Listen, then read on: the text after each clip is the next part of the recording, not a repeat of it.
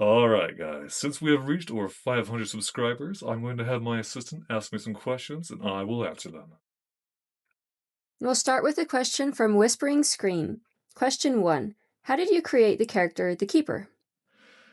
Alright, so the character and all the mythos and lore behind him was primarily created actually not by me, but by my friend and assistant, Nina.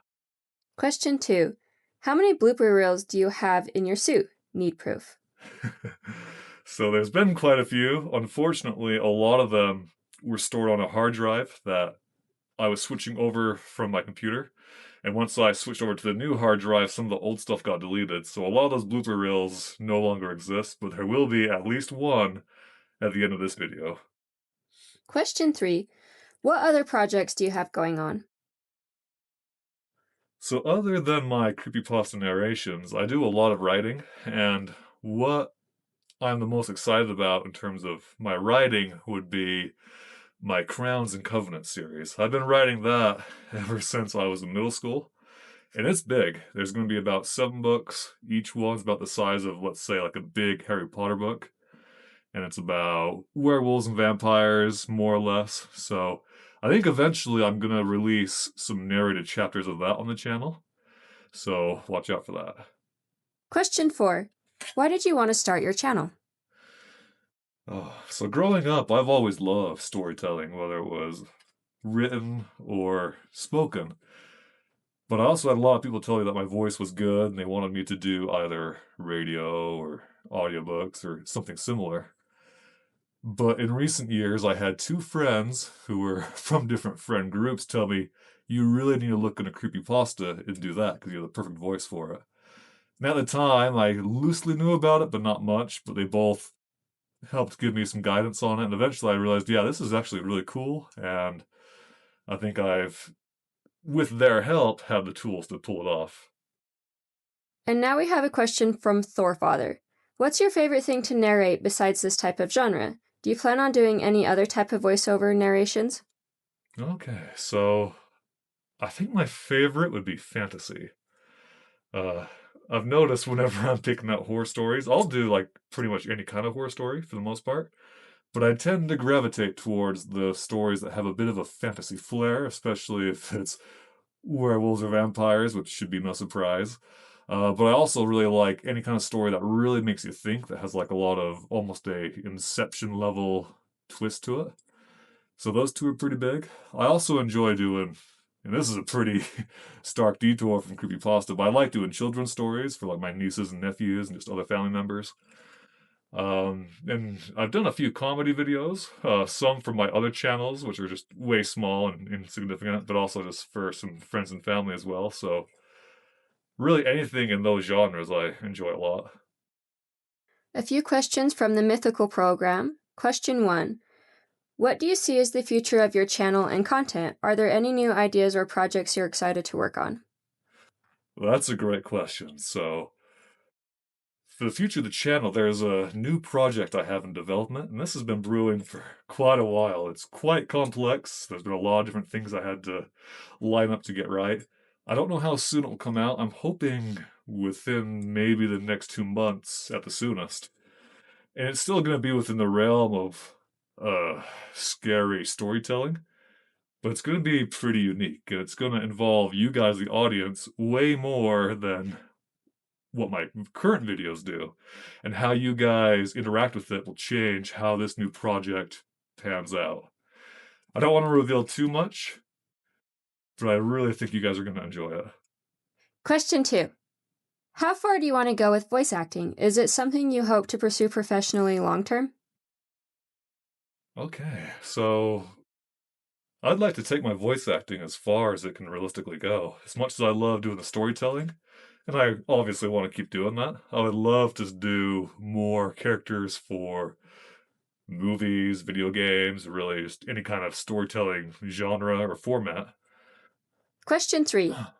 If you could live inside any video game, movie, or animated world, what would it be and why? That's a hard one. There's a lot of different, especially fantasy settings that I would love to just live in and be immersed in. But if I had to choose, I would say Underworld. I really love the whole, and obviously because I'm a writer of this genre, the whole vampire versus werewolf aesthetic. I think if I lived in there, if I was just a normal human, I'd get dusted pretty quick. But overall, I think it'd be pretty cool to be in there. Funny extra question. What's been your favorite part about playing Mike Hugo so far? Has the character changed the way you approach voice acting in any way? All right, so with voice acting Mike Hugo, what I really appreciate about doing his role is how much of an artistic challenge it's been.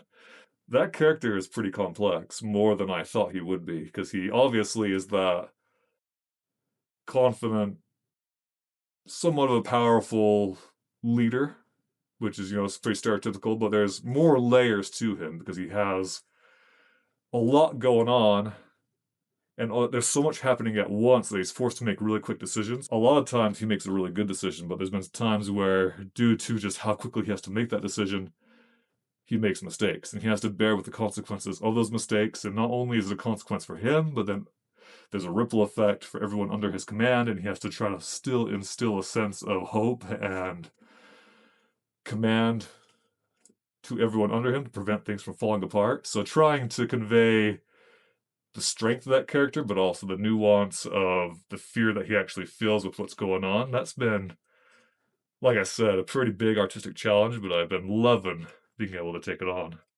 Next, we have a few questions from Narrative Strokes. Did YouTube inspire you to be a voice actor, or was it the other way around? It would be the other way around, because even before I was doing YouTube, I was dibble dabbling in voice acting and voice work a little bit. I did a few audiobooks on this website called ACX. And I think I did a little bit on like Casting Call and other websites like that. But once I got onto YouTube, that's when when I actually felt like I was really doing it. There was just so much more voice work to be done trying to keep a CreepyPasta channel going. And shortly after I got the channel going, I started doing collabs for other channels. So overall, I would say I didn't really feel like a true voice actor until the channel got going. What does your username mean? All right, so for those of you who don't know the history, we started out as being just the Keeper. And the whole idea was the Keeper would just be this custodian of these scary stories. But the issue we had was if you were to type the Keeper into YouTube or even to Google, you would never find my channel. You'd have to scroll for, I think one time I tried scrolling for like 2 hours straight and I could not find my channel. So we realized, okay, we need a name that's more unique, so we just instantly show up. If someone, like, let's say they hear about me from another collab or just from word of mouth from somewhere, but they try to find me, if they can't find me, then it all means nothing in the end. So we brainstormed what kind of name could the Keeper have? And there was a lot of choices that we had. For example, Vardok was going to be his name for a while, but then we decided after talking to our focus group more that it didn't quite work. So then eventually we landed on Dubach because it had a more of a like dark, mysterious presence kind of sound to it. And we realized, okay, yeah, that just fits the whole Keeper's persona perfectly. So we ended up going with that. Do you plan to mostly do collabs, and how do you find approach other narrators for your collab? Okay, I really, really enjoy collabs. I've made a lot of friendships that way. And there's so many advantages to doing a collab, especially like with the friendships you make, what you learn. Um, it to some extent can help the videos get more reach. There's also a downside in that it takes a lot of coordination, it takes a lot of time. Uh, there's just way more spinning parts moving that you have to manage. So overall, they're super worth it. I want to do them as much as I possibly can, but I also have to be realistic in that if I want to keep up a pace of roughly one video per week, doing a massive collab every week, at least with how my life is right now, that's just not feasible. So I think eventually I'm going to have to start weaving in some more videos where it's just myself talking. I do think being just myself might be fairly rare because a lot of stories will have at least one female character, and I can't do a female voice to save my life. So I think the collabs overall will just get smaller. I'll have one of my friends do a female voice. I'll do pretty much every other character voice, and that will hopefully buy me enough breathing room to keep a consistent schedule. And then with how do I find the collabs, there's a few sources. And especially when I was just starting out, my main way of finding people to collab with was either through Reddit or just going on their, or like finding someone on YouTube, clicking on their channel, going into their description, and usually they'd have like an email at the bottom where you could contact them. So I did that quite a bit. I have noticed, especially lately, people are way less likely to answer their email as opposed to, let's say, their Discord. So if I can find someone on Discord somehow, that's my go-to. If not, I do the email and hope for the best. But also, I'm part of a Discord group called Horror Tubers, and this is a Discord that's focused around horror creators, whether it's narration or just scary content in general, um, to basically band together and to collaborate. And even if you're not a whole horror creator, you're more than welcome to be in there. But that Discord's been great. There's like a channel specifically for collaboration where you can post like whatever video you're making. You can list what roles you need, and then if you're a voice actor, even if you're not a creator, just someone who can voice act, you can apply for it. So that's been so helpful, especially lately with getting these big collab projects done. What is your next goal for YouTube? So my next goal for the channel is to, and like I've alluded to in some of the previous questions, is to start up that new project. I think that will take the channel to a new level, and it will provide something that no other CreepyPasta channel has really done, because that's something I've really been wanting is outside of my voice, there's not a whole lot in the channel that makes it completely unique compared to any other generic CreepyPasta channel. Maybe to an extent, the Dubach the Keeper character, but I haven't been utilizing that too well, especially lately with how hot it's been. It's been hard to get in the suit. So I've been wanting to expand what it means to be Dubach the Keeper and just give more draw for this channel specifically.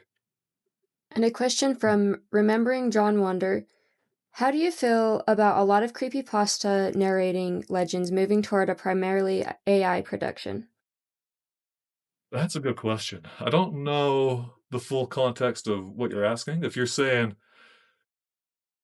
if they're making literally everything on their channel AI, I think that's abhorrent and just YouTube should take that down if that's the case.